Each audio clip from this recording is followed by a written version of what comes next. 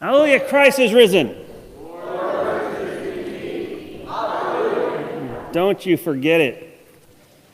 You know, they say it's a tough thing to follow a kids act, but here I am. So it's wonderful to be here. Leslie's here with me. It's always wonderful to be here at St. Thomas. St. Thomas is our neighborhood church. You know, we just live around the corner, so it's always a joy to be here. And St. Thomas is a joy to be at anyway, because of so many things that are going on here. I thought about this at the 8 o'clock, Father Ralph was doing the announcements, and there are a bunch of announcements. And some people get tired of the announcements, but I'm telling you, you don't want to be a church that's got no announcements. Because a church with no announcements is a church that's got nothing going on.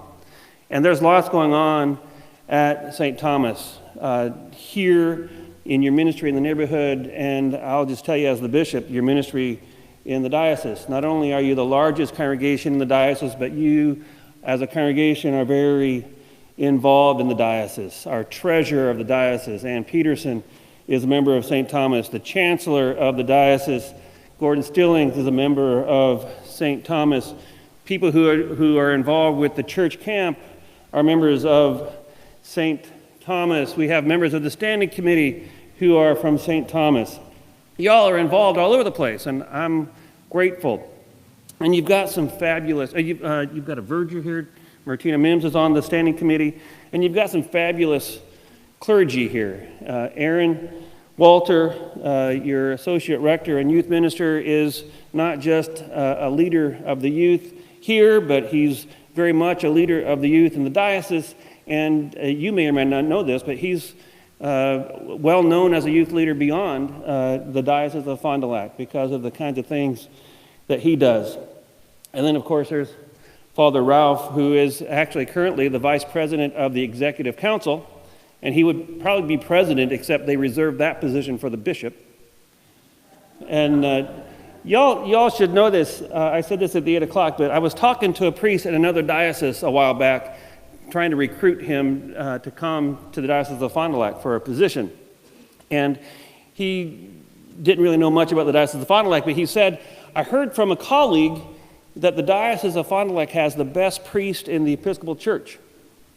And we've got some fine priests in the Diocese of Fond du Lac, so I wasn't sure exactly at first who that might be. But as we talked, it became clear that the best priest in the Episcopal Church, according to this other priest in another diocese, is Father Ralph Osborne. So right there you go.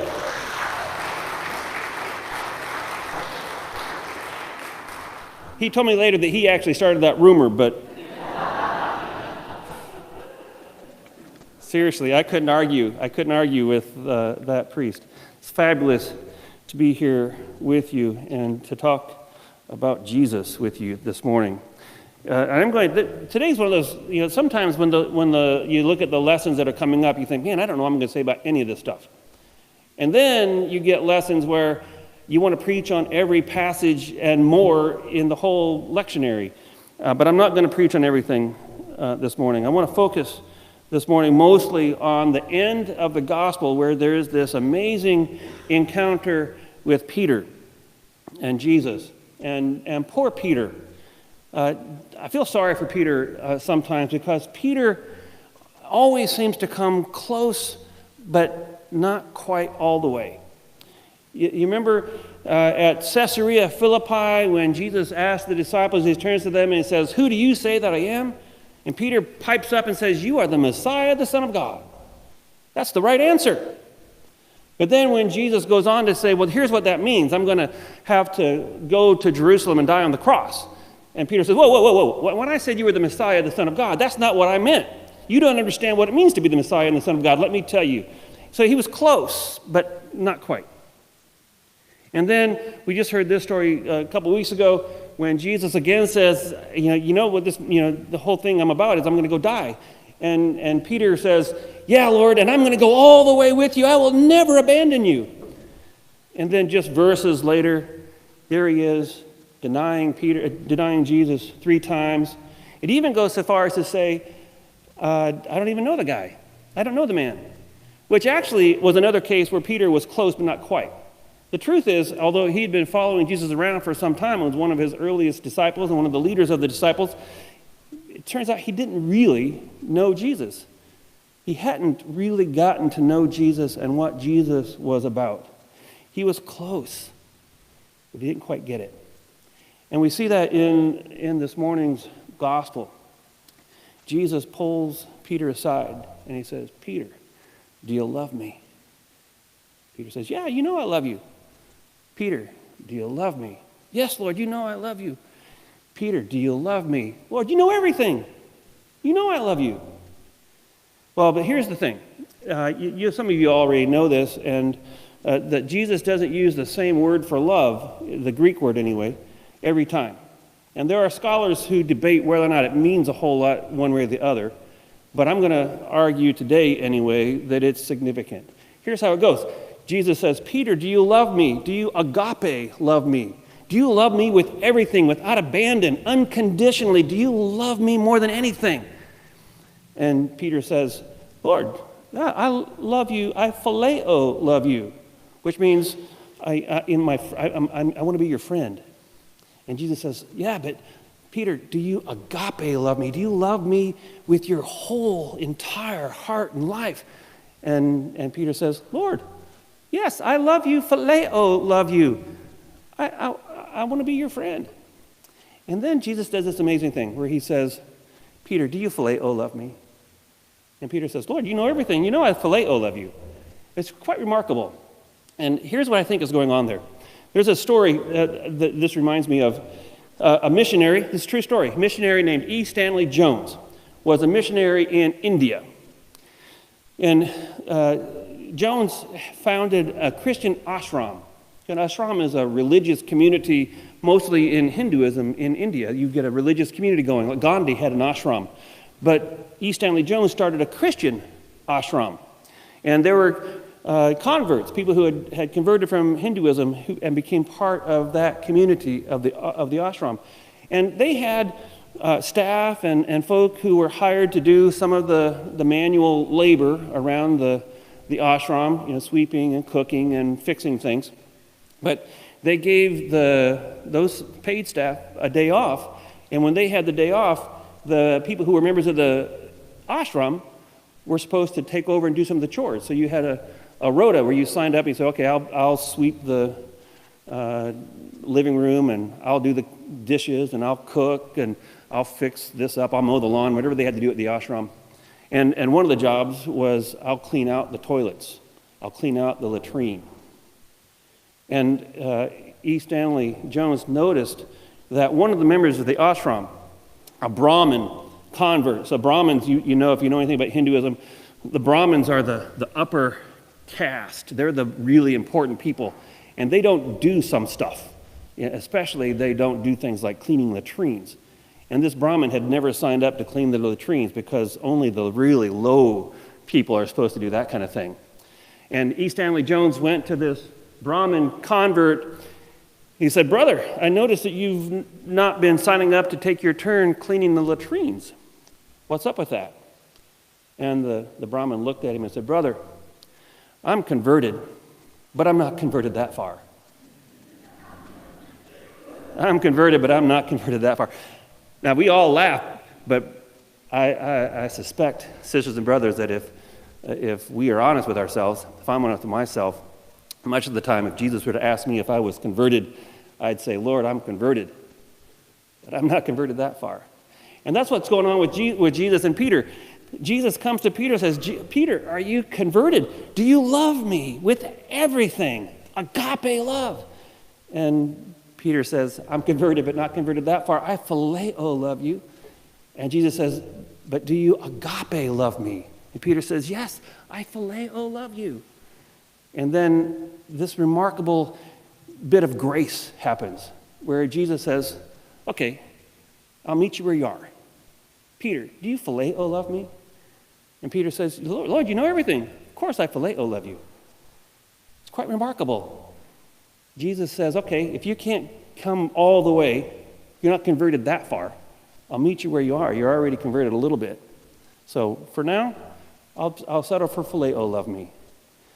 But I want you to keep following me, and in the end, you're going to agape love me, and it's going to take you places you might not want to go, because the kind of love I'm about will take you into the lives of people and to witnessing in ways that are not very comfortable.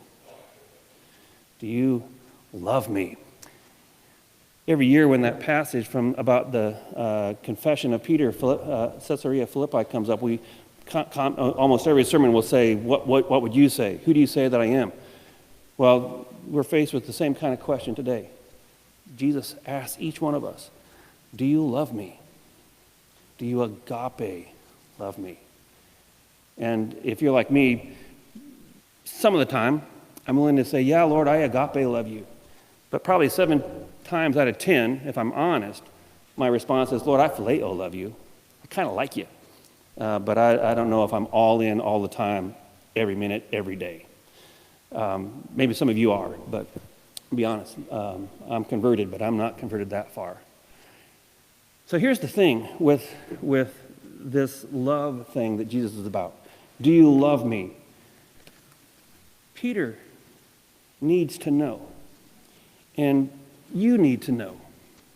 And I need to know that before I ever thought to love Jesus, whether it was agape love or phileo love, Jesus already agape loves your socks off. Jesus already looks at each one of you and at me and Aaron even and says, I already love you. I already love. There's nothing you can do to make me love you. You don't have to earn it. You can't earn it. The disciples dragged that big net full of fish up to the shore. They've got all these fish. Let's have some fish. And there's Jesus already fixing some toast and cooking some fish. He didn't need their fish. And he doesn't need you to do anything to earn his love. Jesus says the Father pours his mercy out on the good and the bad, which means he pours it out on you and on me. Paul, who learned it the hard way in the passage that we just heard from Acts, Paul, who had every reason, Saul, who had every reason to think that Jesus could not possibly love him because he was doing all sorts of things to oppose Jesus. And Jesus shows up and says, hey, Saul, before even, in spite of what you're doing, I love you and I've got something for you to do. Paul couldn't have proved it. But Jesus already lavished Saul becomes Paul, and Paul writes Ephesians, and in Ephesians, Paul says that in Christ, God lavishes his grace upon us. God lavishes his love upon you. Do you believe it?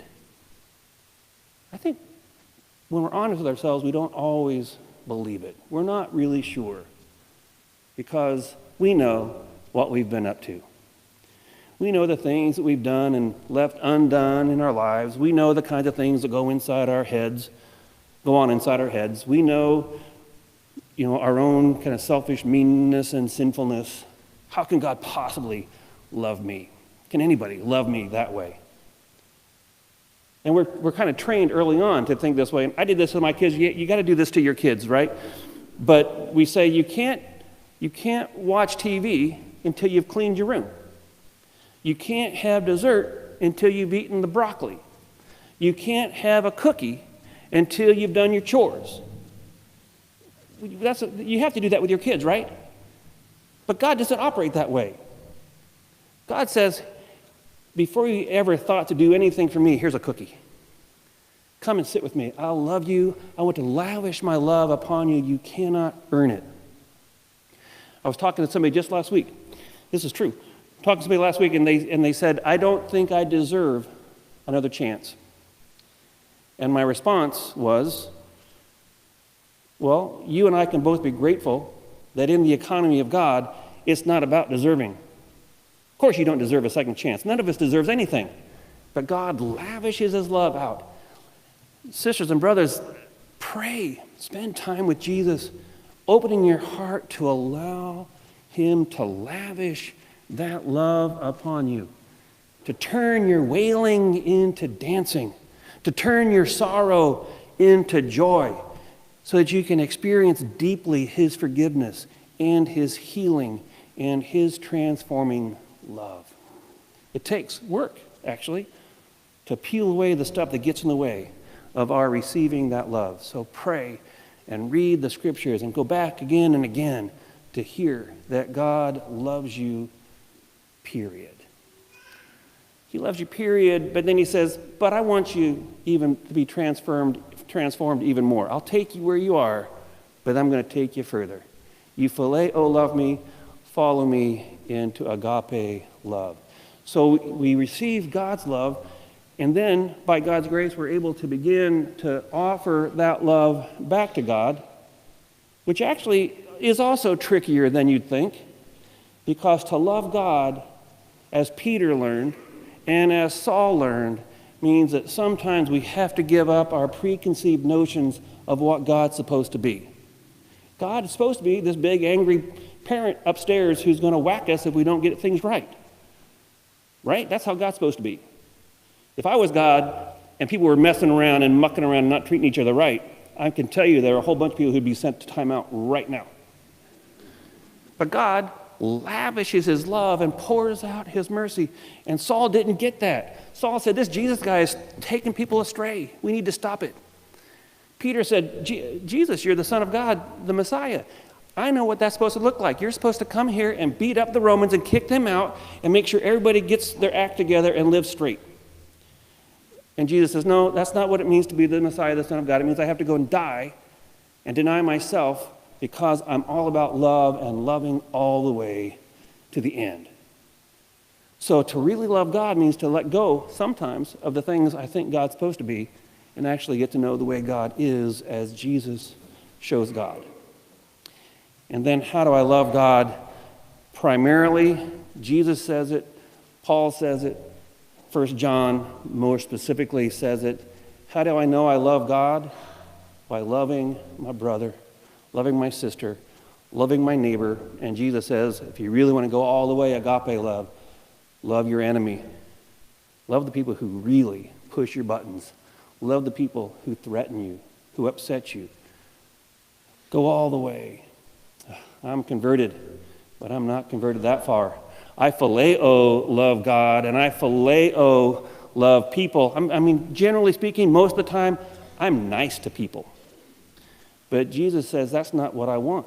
I want you to agape love others, which also means sometimes letting go of what I think people already should be or what I think they already are, to actually stop and listen and hear what this other person is. This person has a disability. Can I really listen to them and hear them instead of assuming I know what they are because they've got this disability? This person is a different race than I am. Do I dare listen to their story, even if it might be uncomfortable? Or do I want to project what I already think they should be thinking and not allow them to think what they think? Or, Lord knows, in our politics these days, do I dare actually listen to somebody who disagrees with me politically rather than just jump right to telling them why they're wrong and they need to change their minds? Do I step out? Am I willing to go where Jesus leads me, which is into the life of the other in love, which is risky and sometimes dangerous even, certainly feels vulnerable? But that's what Jesus is saying to Peter. Do you love me? And if you love me, feed my lambs, tend my sheep, love your neighbor, tend to your neighbor, feed your neighbor, literally, but also, as Father Ralph just said, pour out your love, that fresh water of love on your neighbor. Do you love me? Do you love your neighbor? Will you allow me to love you? That's the order, right? Will you allow me to love you? Peter, even though you denied me, I love you. Can you love me? I love you. Can you love those other people who I also love just like you? I'm converted, but I'm not converted that far. Do you love me, Peter? Do you agape love me? Yes, Lord. I like you. I phileo, love you. Peter, do you love me? Well, I phileo, love you. Do you agape love me? And then finally, and this is again grace, God will take us where we are. So thank God, even though I'm converted but not converted that far, Jesus looks at me and says, okay, Matt, I'll take you where you are, and let's move forward. And I'll lead you into deeper and deeper conversion.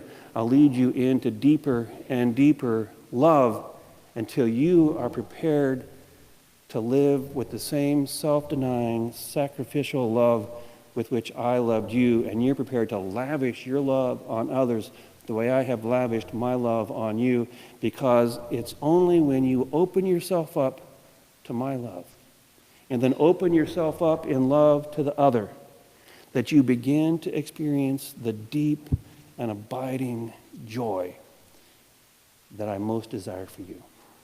And it's only if you can do that that I can begin to turn your wailing into dancing.